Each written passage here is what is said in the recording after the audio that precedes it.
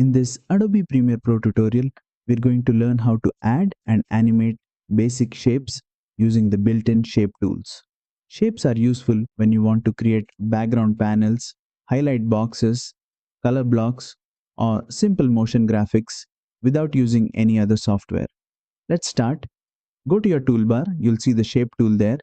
If you click and hold on it, you'll see three options: rectangle, ellipse, and polygon. Select the shape you want. Then now go to the program monitor and simply click and drag to draw the shape. As soon as you draw it, Premiere automatically creates a graphic layer in your timeline. Select that graphic layer. Now go to the properties panel on the right side. Here you can change the fill color, adjust the stroke if you want a border, and modify the size or position precisely.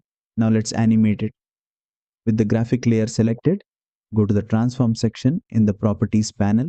Enable the stopwatch next to position. Move the playhead a few seconds forward. Now change the position of the shape.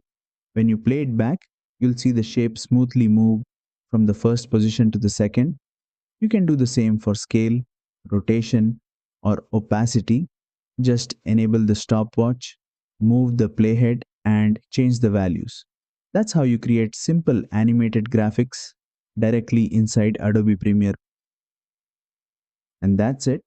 Here you now know how to add and animate basic shapes in Adobe Premiere Pro. If this tutorial helped you, don't forget to like, share, and subscribe for more Adobe Premiere Pro tutorials.